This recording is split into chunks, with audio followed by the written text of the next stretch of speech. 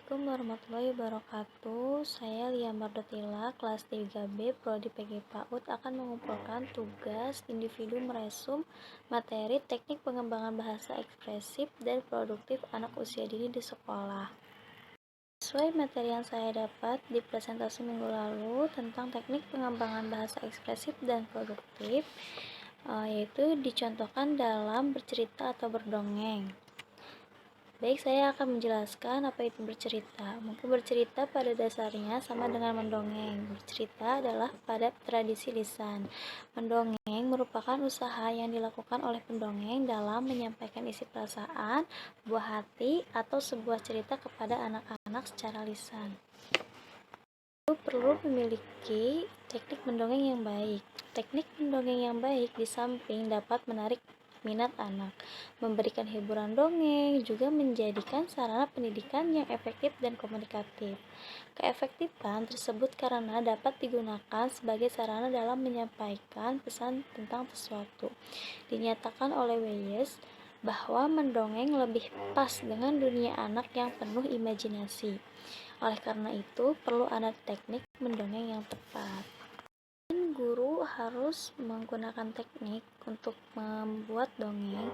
Harus ada persiapan untuk mendongeng. Yang pertama, menentukan pilihan materi. Itu penting sekali. Yang kedua, hendaklah memperhatikan tingkat kesesuaian dari segi bahasa, lingkungan, maupun isi cerita. Yang ketiga, bahasa yang digunakan sesuai dengan bahasa anak. Misal, kalimatnya tidak terlalu panjang, kosakatanya mudah dikenali anak, isi ceritanya hendaklah relevan, menarik, agar anak tertarik dengan dongeng tersebut. Menghibur, mudah diingat, mengandung nilai-nilai budaya, baik pendidikan, agama, nilai sosial, keluarga, dan sebagainya. Bahan buku untuk anak yaitu yang pertama isinya harus relevan, menarik, menghibur, mudah diingat, secara visual memiliki ilustrasi yang menarik, ukuran sesuai, memiliki warna dan bentuk tulisan yang tepat agar mudah diingat dan mudah dibaca oleh anak, menimbulkan motivasi untuk membaca, mengembangkan daya imajinasi, membuat rasa ingin tahu, dan mampu mengembangkan sikap positif. Sisi lain juga kita harus mendampingi anak sebagai orang tua atau sebagai guru, mendampingi anak untuk membaca dongeng. Jadi agar anak itu aktif dalam bercerita, aktif dalam mendongeng, ada tanya jawab terhadap anak dan guru atau orang tua, agar anak lebih aktif dan lebih kreatif dalam bercerita. Saya akan menjelaskan tentang menentukan sarana pendukung. Yang pertama, sarana membuat dongeng lebih hidup dan mampu memikau penonton.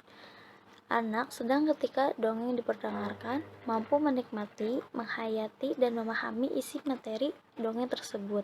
Mampu pula berimajinasi dan berfantasi. Jadi si anak tuh jika kita mendongeng kepada anak, anak tuh membayangkan apa yang ada di dalam dongeng tersebut.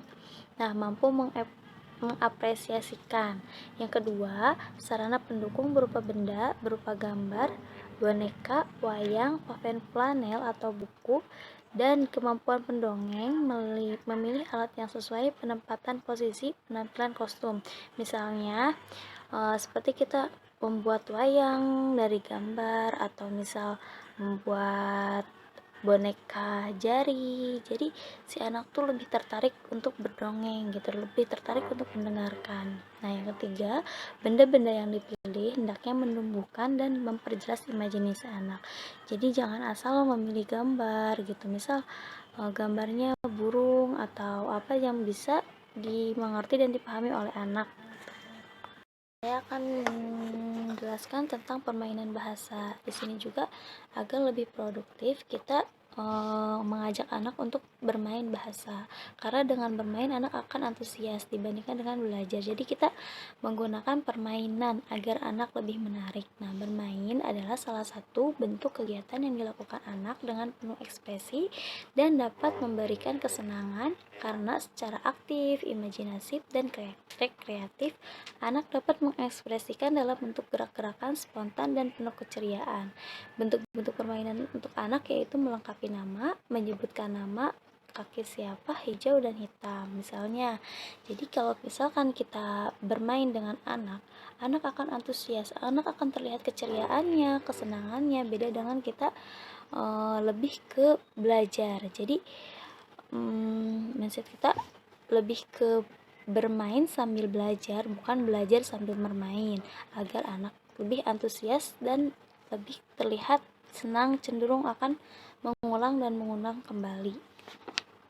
Yang dapat saya rangkum atau saya resum dari materi kemarin.